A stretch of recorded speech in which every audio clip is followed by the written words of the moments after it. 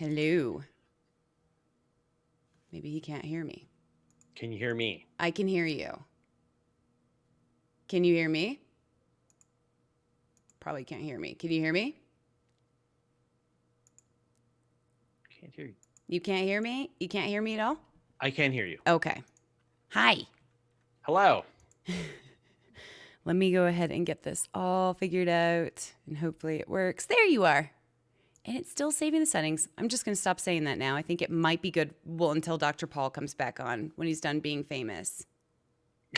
Oh, has he not been around for a while? Yeah, no, he's just been doing his book tour. Yeah. I meet him tomorrow night for dinner, though. So, Oh, he's going to be in town. yeah. That's funny. Yeah. He just got a chance to hang out with Morgan Uh-huh. in I saw that.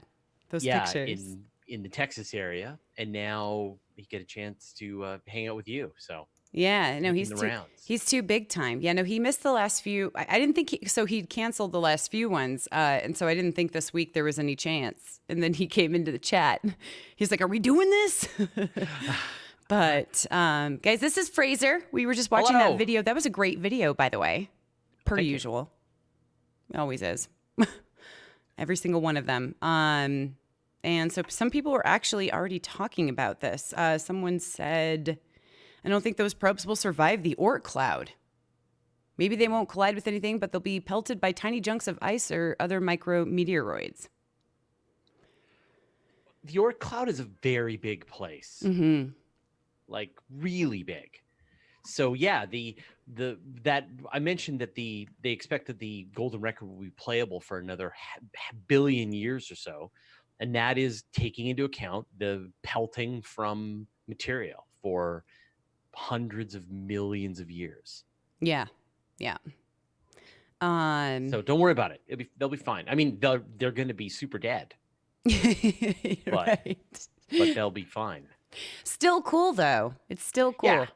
I like the idea that we have something out there. He looks different on stream than he did on TV.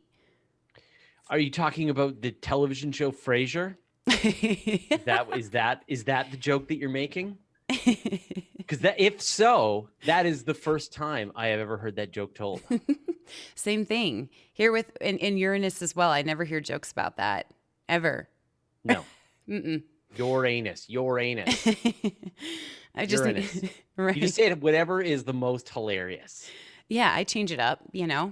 Keep people guessing. So we had an interesting stream yesterday. Someone came in and talked about white holes, and they referenced a Universe Today article about white holes. Did they talk about white holes or wormholes? White holes. Okay. And I said those don't exist. And the first thing you said, or whoever wrote it, actually, he's the publisher, he's the owner of Universe Today. Yeah, I don't write every word. He doesn't write every single article. I set the tone. Right. But yeah, the first thing it said is that they don't exist. But it doesn't mean that theorists don't have their hands all over it. I mean, that's totally different. But yeah, so he came in and then I was torn down for just having a computer science degree. So Fraser, how dare you? I know. Yeah, we got to throw out our degrees. Apparently, Fraser also has his comp sci degree.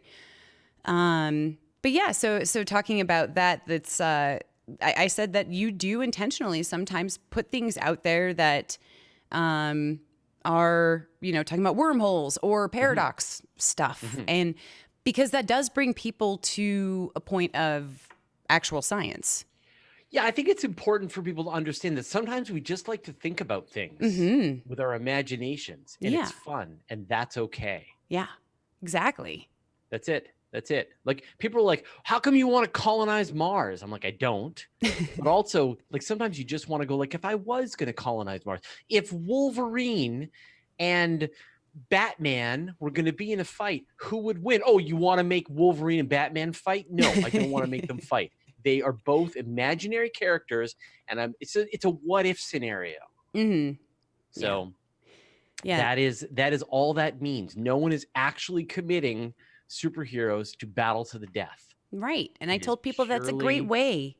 An imaginary thought experiment. I If said you you would be were willing to admit going to this. dismantle Mercury and turn it into a Dyson swarm, how would you do it? Right. Yeah, it doesn't mean you're going to. Mm-hmm. Just how would you do it? Yep.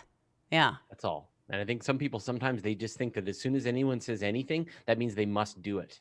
Mm-hmm. And it must already be done. And they have to apologize and take the consequences of that thought experiment. Yes. Yes. And I don't agree in that. I don't agree. I think sometimes we can just think about things and talk about them and it's fun. Yeah, and I usually like to do that, but then, that gets carried away and before you know, Mantis is won. Yeah, well, the trick is to just not care about people giving you a hard time. Oh yeah, no. You I get there. usually don't. But it was fun. I indulged it a little bit yesterday. Yeah. Yeah, no. I usually am pretty good about that, but it was fun to indulge just because, Yeah, well, I think the advantage that you have is you have an army of people ready to throw in the appropriate emote when someone stumbles into well-worn, stupid territory. Yeah, and that's when we got called a cult. So Yeah, one of us.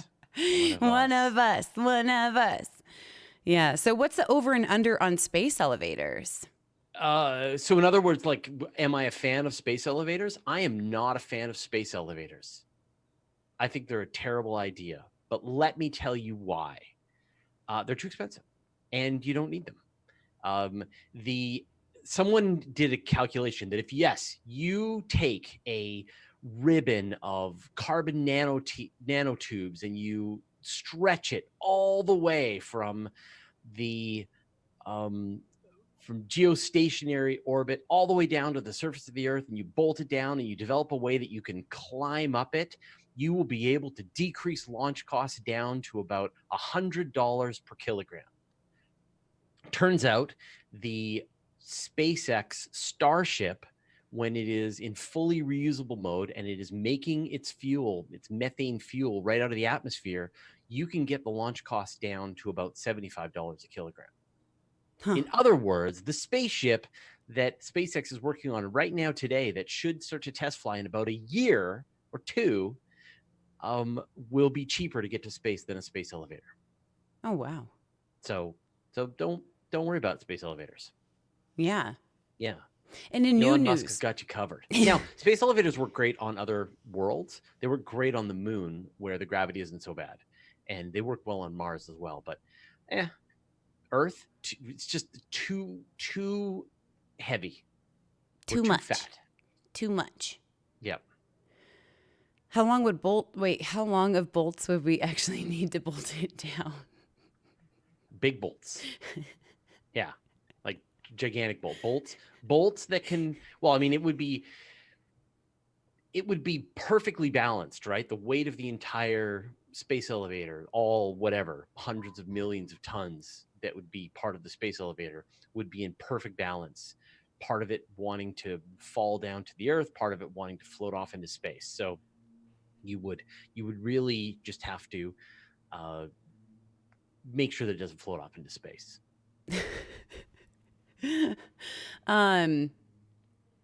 Wait, let's see. Also, Maybe each length element. Foot-long bolts.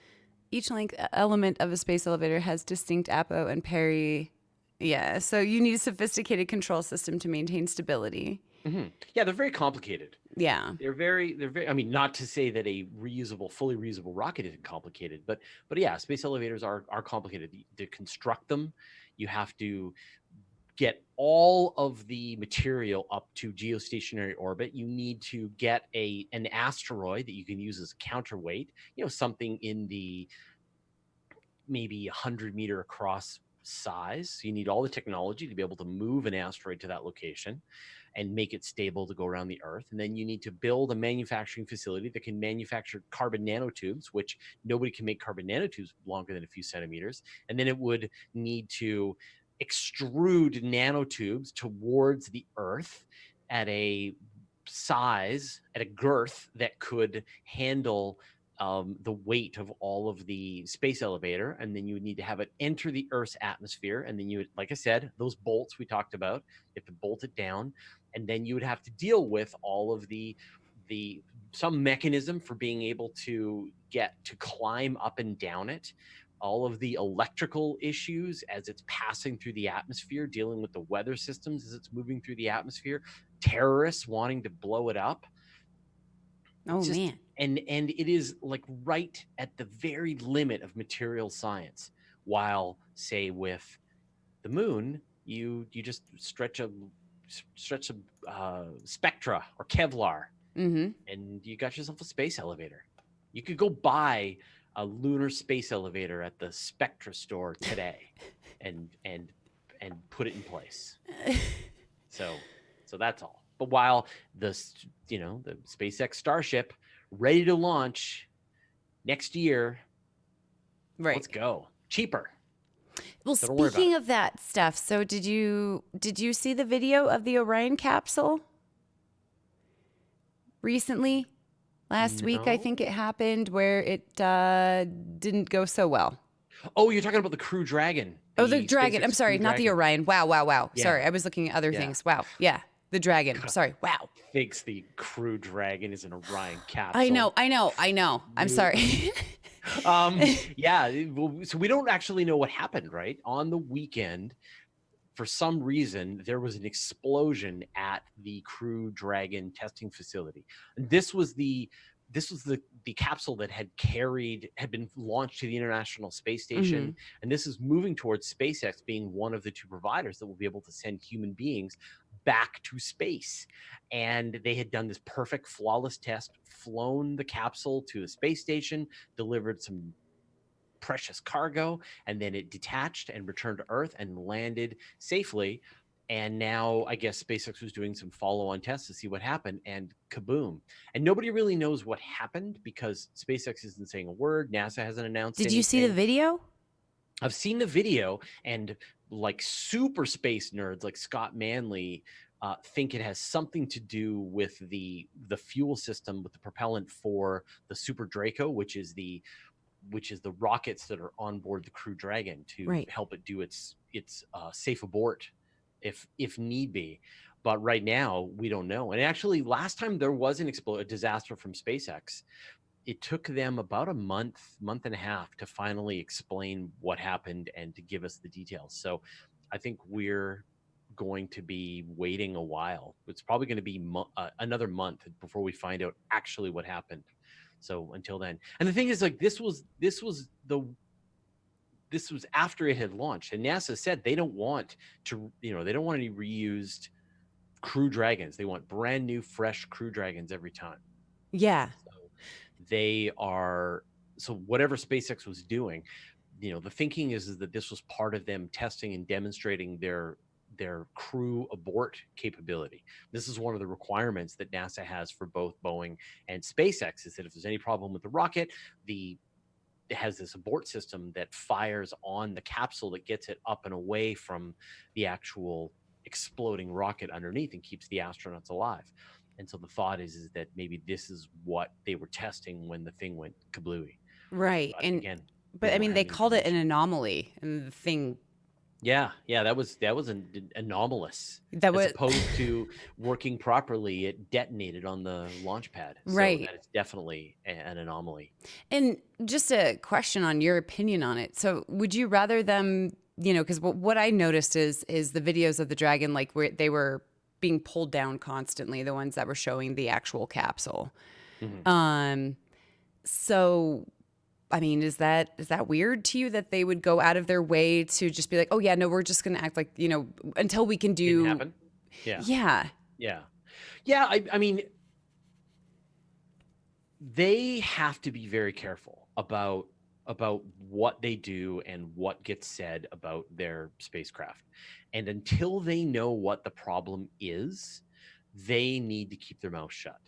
So this is exactly what they did last time when they had the explosion, when it turned out to be a helium tank had leaked mm-hmm, and caused a detonation and destroyed an Israeli spaceship. mm-hmm, So this is par for the course, and it's the right move, right? Which is to say, we will figure it out, and when we know that, because everything is right, their entire contract with NASA is riding on the safety and security of this spacecraft. And the Right. one thing that it's supposed to do is do a crew abort and safely get the crew away from an explosion. Having that explode is not good. So it could be anything, right? It could have been a problem with their test facility, and the actual spacecraft itself wasn't anywhere near it and is completely unharmed. Hmm. It could have been that that it was completely destroyed, and we just don't know, and we just don't know what the cause was. So until then, I'm perfectly fine to just go, I don't know, Yeah. until someone I can trust tells me what happened. There's really no point reporting on the story until they do. Yeah, I guess the only thing I don't like is them trying to take videos down of it. I think it's just my opinion. It's okay to Well, say you so don't know what happened, but to like start pulling off videos and being like, well, we'll get to it. I I think, would be interested to see where the videos are that they are pulling down, because if you took a video of the explosion from off the facility, there's nothing they could do about that, right.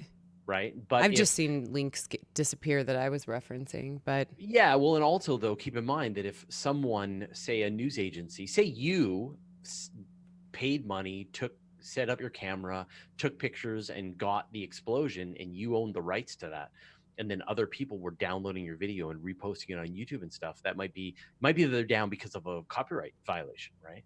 yeah. Not because you know you can't. SpaceX can't stop you from reporting on what you saw and releasing a video of it. So I Yeah. wouldn't I wouldn't think that's what's going on. Yeah, no, it just, I guess when I saw things like that happening, whatever their reasoning, right? Whatever it is, yeah, I think it gives a lot of the tinfoil hats to be like, oh, we got something to be scared Whoa, like about. they need reasons. Yeah, sorry, there's obviously if you guys hear the And background a lot of noise. times, like, people are posting, like, there was the last detonation that happened several years ago. And so a lot of times when this happens, people will instantly post fake videos and pictures trying to say that that's what it is, and people get sucked into it. So Yeah, I no, just wouldn't worry about it. right. Wait for somebody to provide information about what happened, and then we'll all report on that. But until then, like, if you notice, we didn't even, I mean, we should have reported on Universe Today. We Hmm. didn't, but I'm not going to bother speculating until I have some proper information. Scott Manley did a good job of analyzing it. He's like the explosion whisperer, and so he was able to look at the color of the plume and guessed what kind of accelerant had caused it. But beyond that, we just don't know. Right, right. Explosion whisperer. Yeah. Sorry, there's obviously some lawn stuff going on, so I'm just turning down my mic appropriately. Um, Pulling down the videos just makes, yeah.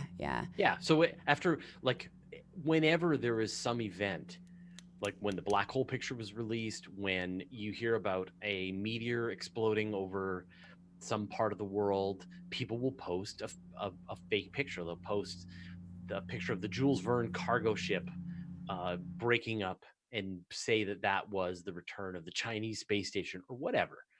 And a lot of times we've seen this many times before. Just don't panic.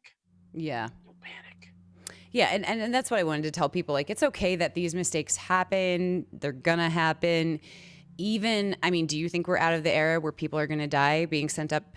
No, Yeah, right. no, we are So, definitely not no. out of the air. I mean, I think just the overall capsule model is a much safer way to be able to get humans to space Mm-hmm. than the space shuttle. But it's still going to be, and we've seen the Soyuz go successfully for 50 years. So Mm-hmm. this method is a very safe, very proven way to get people to space. But we are not at the end of the time when it is dangerous. You're going from 0 to 28,000 kilometers per hour, and then going back to 0. And you just can't go those kinds of velocities without being at risk of death. Yeah. Um, Too many potential problems. It's just Yeah. gonna, it's Yeah, tough. so, like, just don't, everyone just needs to remember, it is incredibly exciting. It is a time when we are accomplishing more in human and unmanned space exploration than we've ever seen before. And yet, just be patient. Mm-hmm. It's going to happen. Don't worry. Slow down. Mm-hmm. So we also talked a lot about the James Webb Space Telescope. Yeah. Year uh, 3000.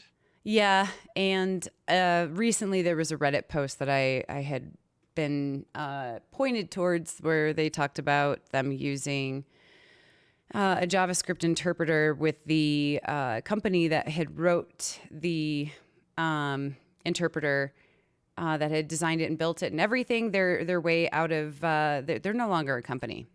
So uh, so, and I think they went under roughly after winning a bid, but the other languages that came up on the bid for the James Webb Space Telescope and were Tickle and yeah, and Python Mm-hmm. 1.5.2. Mm-hmm. So from 1999. Mm-hmm. And then this one won, but the company is out of business. And I was looking through a lot of it. Just, it's not. Yeah, I know, Bill. Yeah, Tickle. Yeah. So, Is that how you pronounce that? I thought it was TCL. TCL. Yeah, I mean, we call it Tickle, or that's how I've referred to it. But yeah, Yeah. and yeah, so that's really interesting. So they're out of business. They've been out of business for a while. Mm-hmm. But again, like hopefully they can find the people that have made it, and hopefully there's somewhere that's stored, and they can get the So source there's like a code. piece of software that's being used on James Webb where the company that made it is out of business. Is that Yep. right? Yeah, they went under pretty fast. So we had a brief moment, and I can send you that stuff too, in case you're interested. It's actually pretty archaic.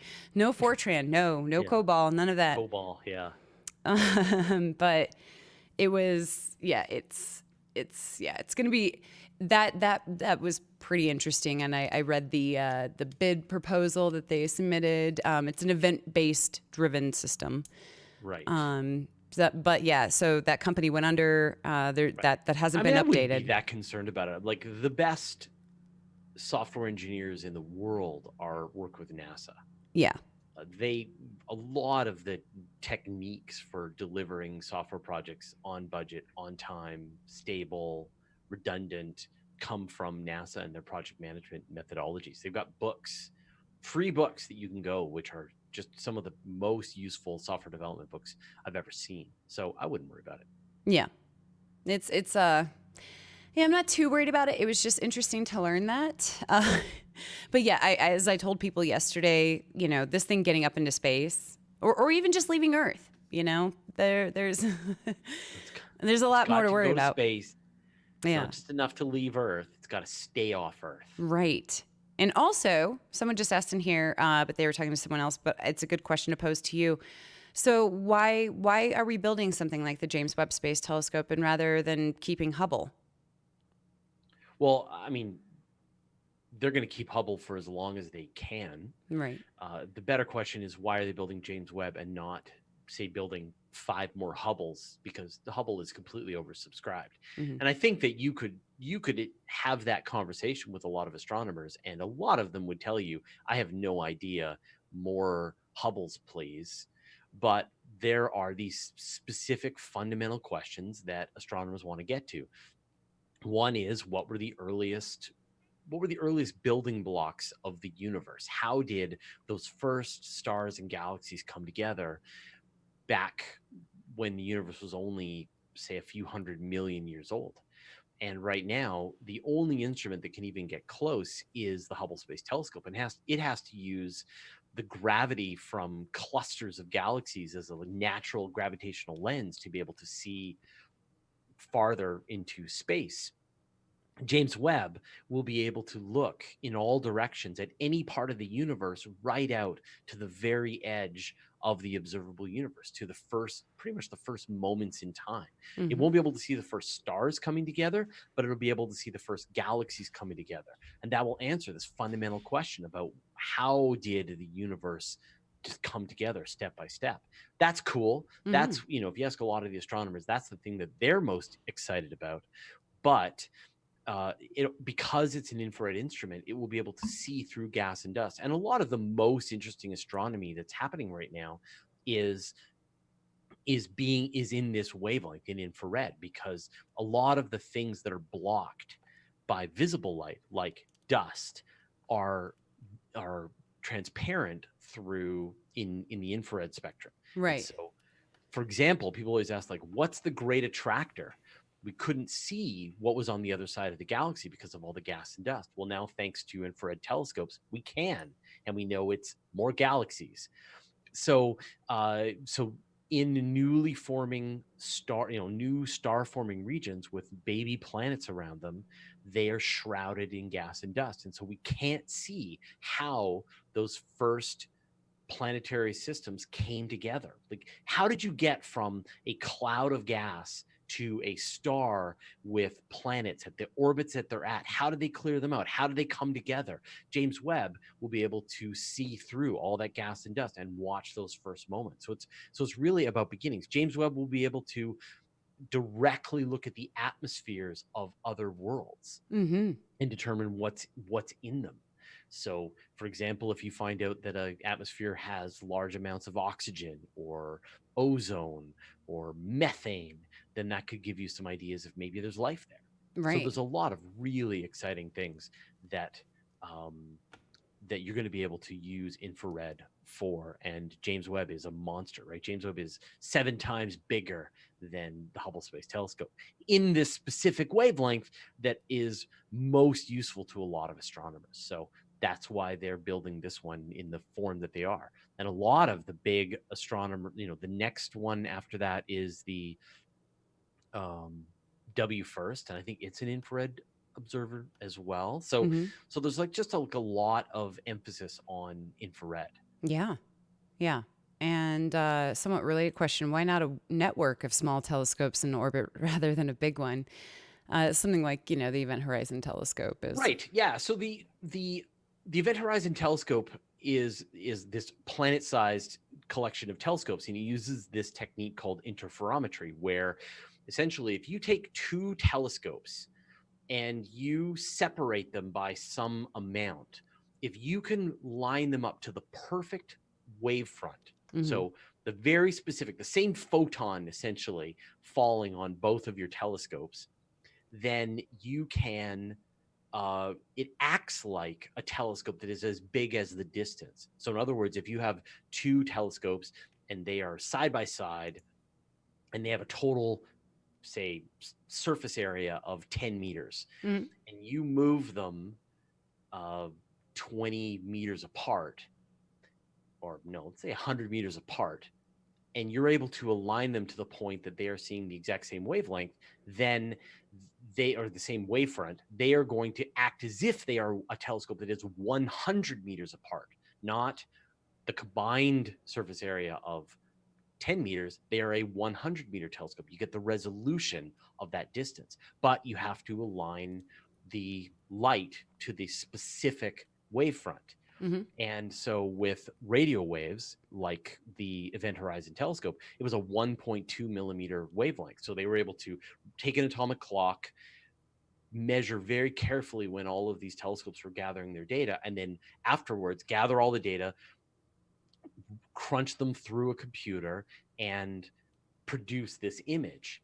But with visible light, you are 500 nanometers, right? So you Right. are billionths of a meter as opposed to 1.5 millimeters. Right. So it's a much harder game. But there have been ideas to build telescopes in space that would fly in formation, and they would be able to use lasers, of course, to zap back and forth to measure their precise distance and get to a point where they do lock in and they align their wavelengths Right. and their wavefronts so that they're acting like a much bigger telescope. And the one is called the Habitable Planet Finder was the idea, and it was about 10 years ago that it got canceled because it was too expensive. Mm-hmm. But and that would have been the telescope that would have been able to observe planets orbiting other habitable Earth-sized worlds orbiting sun-like stars. And now, no luck. It got canceled. So, but the one that might do this is the LISA instrument, which is going to Right. be looking for gravitational waves, Yep. and it's going to be able to, um, it's going to connect together and it's going to have multiple spacecraft flying in formation. That as a gravitational wave passes over, the spacecraft will move a little apart and then back together, and they'll be able to use that to detect these gravitational waves. Yeah, that's going to be pretty cool. Let's see. Goodness. Dyson telescope swarm confirmed. So Axion says, does this mean HD black hole photos with the James Webb Space Telescope? No, James Webb won't be able to Mm-mm. take as good of images of the black hole as the Event Horizon Telescope will. Like nothing will. Yeah. Unless you build an optical telescope the size of planet Earth, and you can get the individual wavefronts down to this exact, 500 500ths, 500 nanometers. So it's Right. tough. Yeah. Yeah. And okay, so do we have any other questions, guys? Or are there anybody questions about James Webb? I know also you've done a YouTube video on other really cool telescopes. But one post, well, DPI, I think you said something about the Louvre Mm-hmm. telescope. Is that one of your favorites? Oh yeah. Yeah. Yeah. Well, I mean, I've interviewed now Bradley Peterson, who is the principal investigator of the Louvre telescope, a Uh huh. couple of times now. And he is really accessible. I mean, if you want to go back through my open space about maybe 20, 30 episodes, fairly early on, this guy, Bradley Peterson, we talk about the Louvre telescope. And it was funny. If you go back to the Weekly Space Hangout, the first episode where we interviewed him, Mm-hmm. he was actually an advisor of Paul's. And so Paul invited him on the show. And I had no idea what the Louvre telescope was. And then we were conducting the interview, and it was starting to dawn on me what this instrument is and how big it's going to be and how powerful it's going to be and what it's capable of. And I'm just like, oh my God, I want this. Let's make this happen. And now I've just become a bigger and bigger fan of this telescope. And I've done other episodes about it. And I talk about it in a lot of my public talks and things like that. Yeah. Um, let's see here. There was another one. There was a few other questions. Earth size isn't necessary, but Earth's gravity 1G would be. Okay, I don't even know what that means. We were talking about the size of the telescope in order to capture. Let's see. Oh yeah. So Mars quakes. That was something that Mm-hmm. was mentioned yesterday, and everybody that's communicating it further is making sure that we use the qualifiers like likely and Yeah, potentially and potentially. Yeah, yeah, maybe. Yeah, maybe. yeah. Now, did you actually like find the audio and play it Uh so huh. people could see it? Yeah. Yeah. Yeah, we played it yesterday. So, what do you think about all that? Well, I mean, this is one of the jobs of the spacecraft, Yeah. and right, likely. Now they did capture what a gust of wind sounded like, and they Mm-hmm. did capture what the spacecraft sounded like as it was dropping stuff on the moving its little arm around, so they know what those sounds are for comparison, and it definitely sounds different. Oh yeah. The And so the one possibility is that it is some tectonic activity in Mars, and then the other possibility is that it is some meteorite strike hitting relatively nearby and Yeah. going, whack Yeah. onto the surface of Mars. So very cool. Yeah, and people are asking, well, how do you get Mars quakes? And so we watched a little video on it, and I kind of described exactly what the little video said. I found a minute one, but it went over everything I had suggested. But if you want to answer as well, what could cause I, Mars quakes? well, right. So I mean, Mars was once a blob of magma, just like the Earth, Hmm. and cooled down over long periods of time. But Mars is a lot smaller, so it cooled off a lot faster. And so it's really an open question. Just like we see the gigantic volcanoes with Olympus Mons and those other regions, and so we know that it was very volcanically active Hmm. in the past. The question is, when did it stop, or is it still somewhat tectonically active? And that is the question that Mars Insight is trying to solve. And the two main methods that it's going to be able to do that. The first is it's got that seismometer that sits on the surface and it's waiting for shakies to determine if there was some, is it a meteorite strike nearby, or is it actually from an earthquake that's going on? Right. The other thing that it has is this temperature probe, the mole. And so the plan is that they're going to drill down 3 meters into the regolith on Mars and deploy this temperature probe, and then use that to measure the temperature change as it was going from the bottom of the probe to the top of the probe. And that would tell them, how is Mars cooling down over time? And unfortunately, they stalled out with the actual temperature probe. They only got down, I think, about a meter, Mm-hmm. and now it's stuck. And so Mm-hmm. they've built a sandbox in Germany where they're trying different kinds of hidden rocks to try and figure out which one of them is causing the the stoppage. Because in theory, for fairly small rocks, it should be able to push them out of the way. But if the rock is big enough, it's stuck and they're done.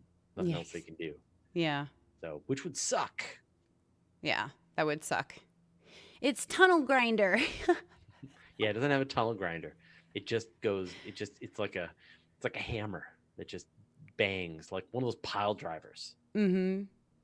Yeah. And known, you're right. There's not much we can, I mean, we have ideas of how these things could occur. There's not much we can, again, even science Yeah. So communicators are being very careful and saying potentially, maybe, like that's how we yeah, opened yeah. this, You could have magma shifting around underneath the surface of Mars. You could have collapsing magma chambers, and you could have just the planet crinkling up as Right. it cools and shrinks. Yeah. Mashed potato says, is the core still, or asks, is the core still molten? Mur, mur, mur. We don't know. Yeah, let's send a spacecraft there to find out. So we know that it was volcanically active in the past. We see the biggest volcanoes in the solar system there. Yep. We just don't know if it cooled off and froze solid, or is it still going? It's Yeah. definitely doesn't have plate tectonics the way Earth Earth does, does, right. right? Right. But then neither does Venus. Yeah. And Venus is the same size as Earth. Right. And yeah, good question. But I think there's no active volcanoes. So we don't, I mean, not No, active right there are now, no active obviously. volcanoes. No. Right. One of the things that's kind of interesting is that they have seen methane on the surface of Mars, Right. and The so seasonal methane. maybe, yeah. So methane is the kind of thing that could be released by some underground volcanic vent, and so it could be that that's more evidence that Mars is still somewhat volcanically active. Yeah. Magnetic poles would prove a molten core. Yeah. If you had that dynamo happening, you'd get a magnetosphere, which Mars doesn't seem to have. Yeah. But Venus doesn't have one either. I mean, No. these are really weird things. Our solar system, guys, really, it's weird, and we're working on figuring all these things out. That's why it's kind of cool. But also, yeah, from what I understand too, if Mars was cooling, you could get such kind of seismic activity as Yeah. well. Mars is much, much smaller, Hmm. much less massive than the Earth. And so it just would have cooled off a lot more quickly than the Earth would. Right. Yeah. Wait, so is Mars just an old Earth, and will Earth become like Mars the further it gets away from the sun and closer to the distance and positions that Mars is currently in? No, it's just that Mars is so much less massive. And so it Right. just cooled off faster. Yeah. Yeah. Um, who built the high frequency elements in the InSight seismometer instrument? There will probably be hundreds of Yeah. measurements like that in the future. Yeah.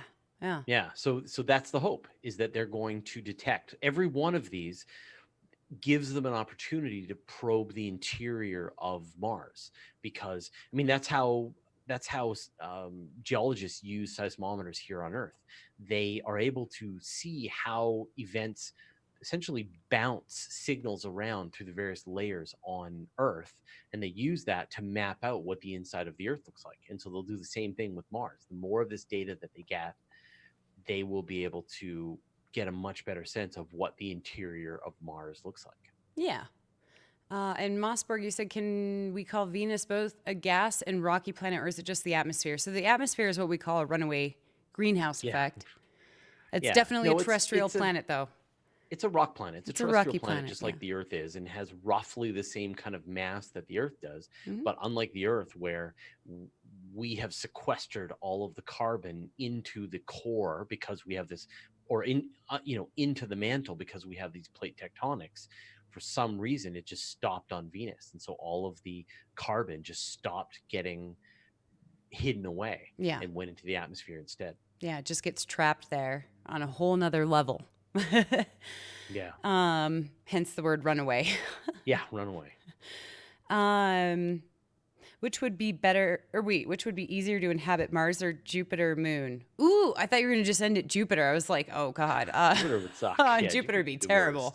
I think Mars would be a lot easier because it's closer. Yeah. And it's got solid ground and rocks and hills and material that you could grow plants in and dig in. It's got lava tubes. So it's a much easier place to live on. The moons of Jupiter, like Europa and Ganymede, well, you don't want to go anywhere near Io. Don't go near Io. In volcanoes. Yeah. But with Europa, it's just like ice, huge columns of ice. Ganymede, same thing. Callisto, the same thing. So no, they would be terrible to live on. But think of the view. If you want to think of a view, you want to go to a whole different system. Go to the TRAPPIST system if you want to think of a view. Yeah, I guess. If we are going places with our imaginations, then there's all kinds of places we could go. Oh man, yeah, that opens. Jupiter is also radioactive too. Yeah. It sends out more energy than it receives. Radiation around Jupiter is deadly. Yeah. And so you would need to live under the ice. Again, we have to go underground, guys. Yeah, underground. If you want to explore planets, if you want to know what it's like to be on Europa, hide in a snow cave. You want to know what it's like to be on Mars? Hide in a lava tube. Yeah. Yeah. You want to know what it's like to be on the moon? Hide in a lava tube and paint it gray. Mole people of Earth. Yeah. Someone just said, I got the link from the Knowledge Fellowship. What's up? Is that Fraser Cain? That is Fraser Cain. Hello. Can people step out onto the Mars surface at all? Oh, yeah. Sure. Yeah. I mean, it all depends on how much radiation, how much future cancer you want to get. Right. Yeah. So if you're okay with like a lot of future cancer, then step outside all you want. And if you want like a little bit of future cancer, then try to limit how much time you go outside. No future cancer. Everyone's getting cancer. Everyone's getting a higher risk of cancer. You just have to decide how much of an increase of risk you want. Yeah. If you want to go get carbon dioxide snowflakes and catch those on your tongue, you can. You don't want that. No. Because then you would have your spacesuit off and then your tongue would expand. Right. As all the liquid just boiled don't off of it. Breathe at all either. Yeah. Yeah. So like only go out at night. No. No, anytime, day or night, galactic cosmic radiation is raining down looking to give you cancer. Yeah. You're getting all the radiation. Yeah. So just like, again, go live in a lava tube. Just stay underground. Yeah. Just dig a hole in the ground and live in there. And then you're doing Mars. You're living Mars. You're living large on Mars in your tunnel. How realistic was the movie The Martian? Well, it's actually from a book. The book was amazing. If you guys haven't read the book, great. There was you talked to Andy Weir, and there was a few things that he didn't, that weren't very realistic, but a lot of it was incredibly realistic. Yeah, considering the movies that are out, I would say that's the most realistic I had seen in a long time, if maybe even ever. I might even make that bold of a claim. One of the most realistic space exploration movies. Yeah. And definitely one of my favorite. Yeah. There was another. Can you feel Jupiter's warmth on its moons? No, just again Tidal the trapped forces, but radiation. it's I mean, different. I guess if you're dying of radiation poisoning Mm-hmm. within about a day, do you feel the warmth of it, or is that just like the fever and your skin rotting off? Hmm. Yeah, but no, No. no, you just Um. feel the terrible radiation and cancer. Uh. It burns. Radiation burns. Yes. Yeah, so it Right. hurts. It You does feel the hurt. pain. Is pain warm? I don't know. I mean, you can feel kind of a sunburn, right? You can feel Yeah, the warmth of a sunburn. yeah, exactly. So a um, radiation burn. The point is, you don't want to be there. yeah. So people always think in current human terms about surviving extreme cold and radiation. What about transhumanism? Modify ourselves to be able to survive anywhere instead. I say robots, guys. Yeah, yeah. I mean, we can. There's only so far we can push the human body to the point that it can still withstand the vacuum of space, microgravity, and incredible amounts of radiation. But robots, they're laughing. Mm-hmm. Yeah. Yeah. Yeah. Juno just keeps coming back for more. My X-ray didn't hurt. Yeah. No, sunburns are born because of blood flow. Yeah, that's different. Yeah. No, I was just making Yeah. a joke. That tongue in cheek. I'm sorry. So do radiation burns feel warm because of blood flow? Yeah. No. That's.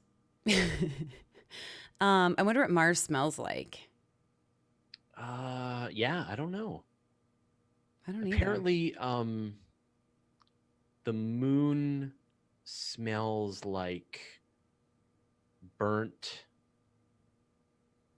Oh, I'm trying to remember what they said it smelled like. Someone I said burnt forget. hair. Like a yeah, someone's saying like yeah, like a rusty smell. I don't know. It probably would smell a little bit rusty. Yeah, it's a Burnt good one. dreams. Burnt dreams. Yeah. Yeah, uh, gunpowder. That's it. Yeah. gunpowder? Unbendable Spoon is right. So the moon smelled a bit like gunpowder. Yeah, how did they work that out? That's a good question, Joe. Yeah. How did they work that out? Who smelled it? Like Buzz Aldrin and Neil Armstrong when they were on the moon. They came back in from being out on the moon Oh, okay, and okay. and the moon dust filled their cabin and went into their Okay. lungs, and the future of lung disease Right. smelled like gunpowder. Right. The moon asbestos. Yeah. We talked about that. Yeah, no, I was sitting here thinking of something much more dramatic in my head. I was like, they it's like, but that wouldn't work, guys. That would not be bueno. That didn't happen. Smells Best like lymphoma. Yeah, exactly. um best current asteroid deflection plan. Just take it like a champ. Just like take it on the chin. I would say the best method, it all depends on how much time you have, Mhm. but to slowly push it away. Paint it. Paint it white, Paint an asteroid. Yeah. Paint it silver. And silver. then yeah, and then or I would say the most dependable one, the useful one, right, is you install a rail gun on the asteroid, and then you shoot off chunks of the asteroid to other parts of the solar system.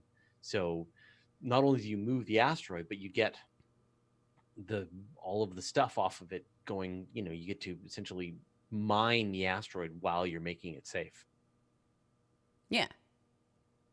Um, we can call it Targaryen silver. Ooh. Yeah. I should name paints for a living, guys. Um, and again, like it's really tricky though with some asteroids. Again, like you said, hopefully you can spot it. Sometimes when they're going behind the sun, or if their reflective surface is not Yeah. that great. I mean, the Tough. reality is that we have no idea, and someone needs to figure this out, Yeah.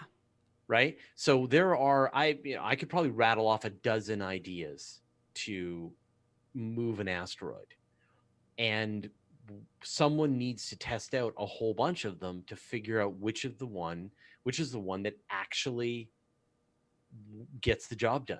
And because right now we have a bunch of ideas, but nobody knows what is the most effective way to actually do it. Yeah. Uh, Let's see. People are making me laugh. Let's see. Why silver though? Well, you want the photons from the sun bouncing off of it, and that's why you make a solar sail silver. Is you want the most bounce back from the photons from the sun. A nice So reflective the surface. more reflective you can make the asteroid, the more the pressure, the light pressure from the sun is going to push it into a new orbit. Yeah. And Mossberg, thank you for the questions because those are really good questions that maybe some people already know the answer to, but there might be people in here who don't know the answer to that. So thank you for asking those. Even though some people are like, well, duh. It's not a duh answer. Yeah. It's a good question. How about the Europa Clipper? How about What about it? it? How about it? What of it? It. Still happening. Yep. It's right for what we can tell. I mean, I think the only interesting thing is the plan was the Europa Clipper was going to launch on board the Space Launch System. And now we're looking at the Falcon Heavy as being one potential way to launch the Europa Clipper. Mhm. So it wouldn't be as direct a route because the Falcon Heavy is puny compared to the Space Launch System. Mhm. He said even sans the SLS. Yeah. So in theory, space launch, in theory, Falcon Heavy could do the trick. Mhm. Starship could definitely do the trick. I don't know Right. if you saw, was it SpaceX? I think released an image of the man. This is just the dream of the Starship with the Louvre telescope curled up inside. I'm just like, yes, please. I love I every don't part of think that I've picture. seen that actually. Yeah, I want it. I want the Starship, the That's fully reusable rocket launching the biggest space telescope that anyone has ever attempted. Yes, please. that's Fraser's dream. How much light and radiation from the sun to push the Earth away? Well, it's trying right now. Yeah, but it's not It's been working. trying for 4.5 billion years. Hasn't gotten very far. Mm-mm. I'm terrified of Starship as a crude launcher, Hmm. bad launch escape system, Interesting. but for cargo, it seems great. Yeah, that's an interesting idea. I mean, I don't know if there is a launch escape system, but I think if the plan is they're going to turn Starship into a way for human beings to fly from one part of the Earth to the other part of the Earth, they will have to work out how safe this vehicle is. Like an airplane has no escape. You get in your airplane, if there's a problem with your airplane, you die. And Yeah. so the trick is to not have problems with your airplane. And so I think that's what will happen with Starship. Is the hope is they'll get to a point that these things launch so dependably that they're as safe as airlines. Hmm. Even if we But saw it we are a come, long way from that. yeah. So there's another question though about asteroid stuff. I knew this. I was thinking of maybe talking about asteroids. And I'm wearing my meteorite necklace too. Oh, Um, cool. but if we even saw it coming, it's already pretty reflective. So wouldn't reducing the reflectivity divert its path faster? No, like you need it to go to the right or the left of the Earth. Right. Think about playing curling. Very Canadian sport, right? Mm-hmm. And so you're Very Canadian. making the little rock, and you're trying to make the rock curve one way or the other. Uh huh. And so if you paint it white, then it's going to get more light pressure from the sun. It's going to push it in one direction. If you paint it black, it's going to get less light pressure from the sun. It's going to go in a different direction. And so the question is just which is going to give you more. And since asteroids are already very dark, they're gray, which is, light black. So you want to, but if you go with silver, then you've got the maximum change in velocity that you can give it. Mm-hmm. So, Everybody's making Stones jokes. yeah, I see that. But I mean, like I said, I can rattle off a dozen. I'm surprised nobody asked me to do it. Yeah. Hit it with a nuke, shoot it with a laser so that you can ablate some of the material off of it. You can hit it with an airbag is an idea. You fly a spacecraft that is like a big airbag and you just bounce off of the asteroid and then it it bounces it back a bit, and then you bonk into it again, hit it with like an impactor, something that like, and this is what the DART mission is going to be testing. Uh-huh. You can use a what's called a gravity tractor. So you essentially use like an ion drive to hold a mass very close to the asteroid to slowly move it away. As I mentioned before, land a rail gun onto it and then use that to fire material off, just dismantle the whole asteroid.